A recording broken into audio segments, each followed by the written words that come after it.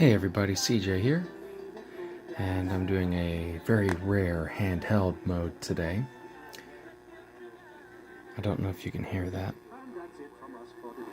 But you can come back and listen to us tomorrow, same time, same place. From Studio Rage, this has been Radio Vancouver's English language broadcast. Elena Valverde on the news desk, Tony Barrios on the soundboard, artistic direction by Annabelle Fontanella, and general production by Juan Acamino. I've been your host, Karen Jones, sitting in for Edmund. Los Pinos. Radio Havana, Cuba. English language. And this is the Tech Addict. I am CJ, your local friendly technology addict. And this is the crystal radio, excuse me, transistor radio that I've been using. I just hooked up the coil a little bit differently. The way the schematic says to do it, you hook the antenna up anywhere along the coil, but other schematics I've seen, you hook the antenna to the top of the coil. And then you tap the coil anywhere for your detector.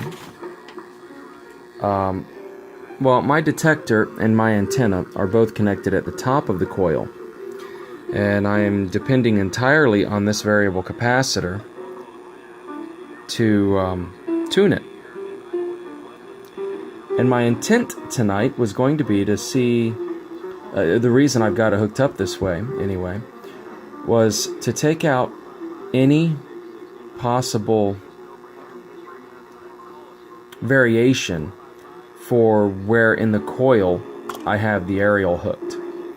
Because I want to find out how many henries my coil produces, or I can't even think of the word. How many microhenries or how many henries is my coil?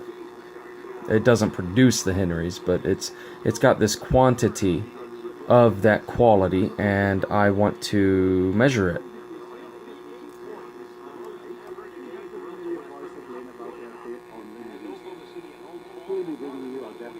Just so you're aware, if you hadn't already guessed, Radio Havana, Cuba is in the shortwave bands. I don't know what frequency they're on, and they may even be simulcasting in multiple frequencies, but they are not AM broadcast band. So what I'm picking up is something in the shortwave range. But you heard moving this made almost no difference.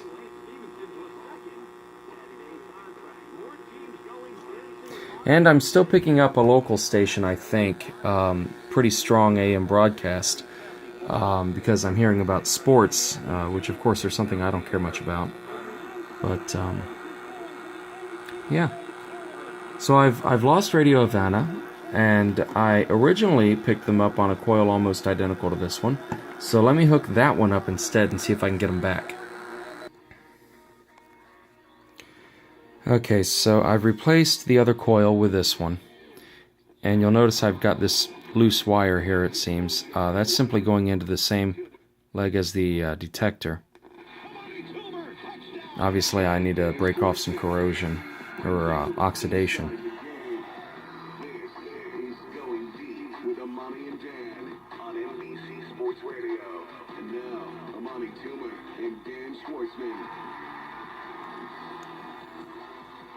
Yeah, my variable capacitor is having basically no effect on this. It detunes it just a little, not enough to really make any difference.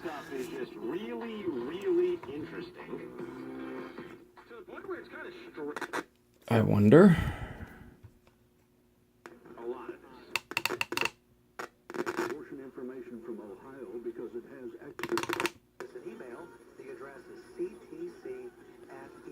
Well, I'm definitely able to tune it by connecting the aerial to different points in the coil. And of course, I don't have